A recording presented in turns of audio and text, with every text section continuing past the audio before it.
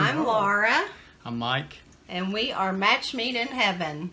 Put my chest up. Michael Match Mead in rocking Heaven. his Match Mead in Heaven t-shirt today. Again. Again. I love wearing my Match Mead in Heaven shirt for our intros. What are we doing today, Laura? I can't remember. You can't remember? It's so exciting. We got work to do. Oh, we're installing the upper cabinets. How did you forget that?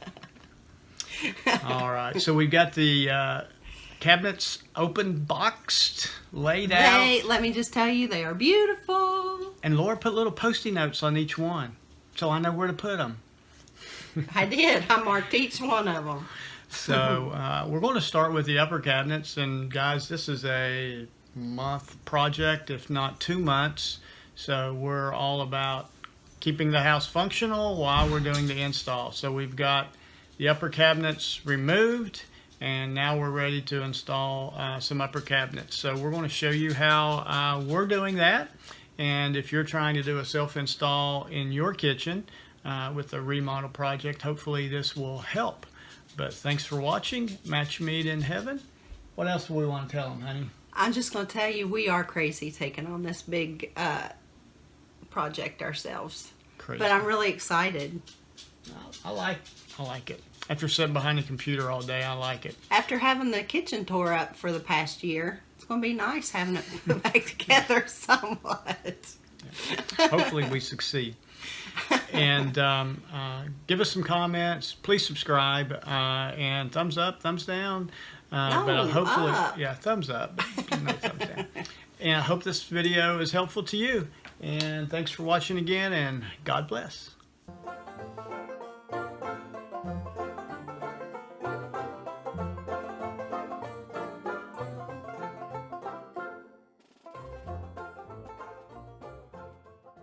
So we're having to take off the trim at the top of the ceiling to install these cabinets. These are 42-inch cabinets. I wanted them to go all the way to the ceiling. One reason is because it gets all that yuck at the top and you can't clean it off, or it's just gross. So that's why I want them to go to the ceiling. We are taking out our kitchen cabinets today. Michael is unscrewing the small screws that hold the cabinets together. And then we have the long screws that we have to take out that hold it to the wall.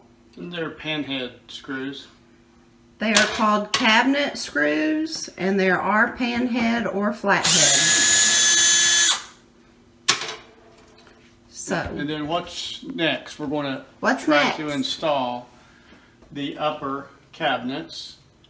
And for this backsplash, this is being changed. So we're going to just cut out drywall completely.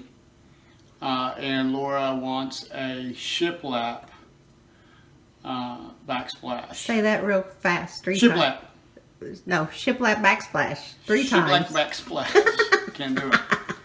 So that's what we'll be doing next. We're uninstalling cabinets. We're going to cut out the drywall here, and then we're going to try to hang the upper new cabinets starting in the corner. And how's that backsplash demo going?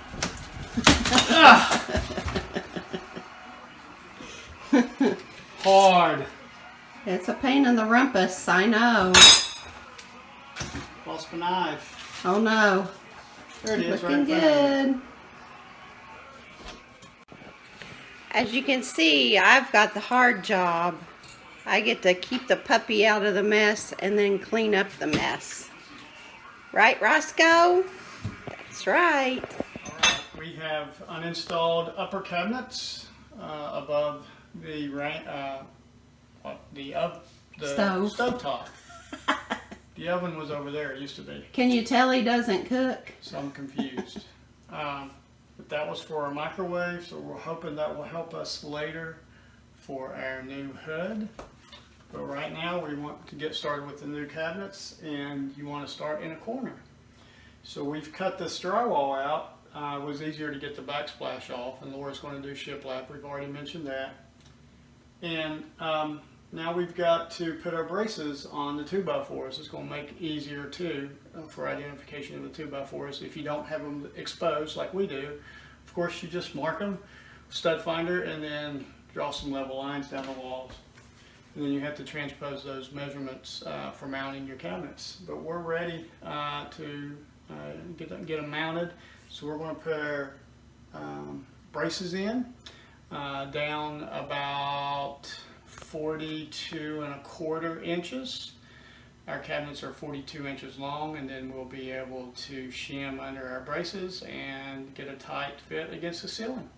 And then we'll be screwing them into the studs with number 10 2.5 inch long pan head. So screws. the install instructions say to take the doors off, and that's what Michael's doing right now. That way the doors or the hinges don't get damaged while you're putting it up. I like it because it makes it lighter.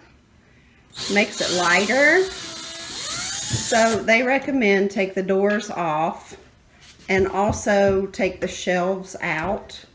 In this cabinet, they have them sitting in the bottom. So it will make the cabinet a little lighter and easier to handle. This is how a professional does it.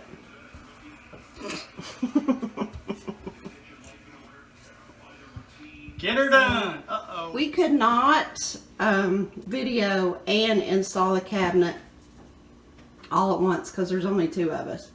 But anyway, as you can see, we have the cabinet, the corner cabinet, braced in there. It's supposed to be a T, but we made a U. And now all we have to do is screw it to the studs. So there's the first cabinet. Number 10, 2.5 inch pan head cabinet screws. I'm tired. And I've marked over my stud underneath, accounting for the outside. So I need to apply my mark up top, and you'll see this in your instructions, but typically at the top and bottom of your cabinets is your extra support, and that's where you want to be screwing in to your studs.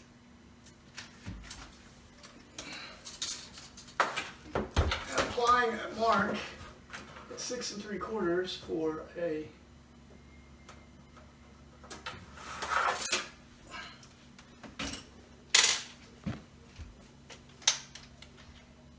Still recording. That one's pretty hard for a right-handed person.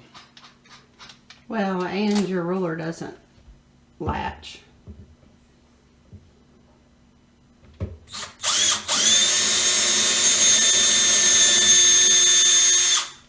So it does instruct you to drill pilot holes first so you don't split the wood on the back of your cabinet, correct? That's good. That's right.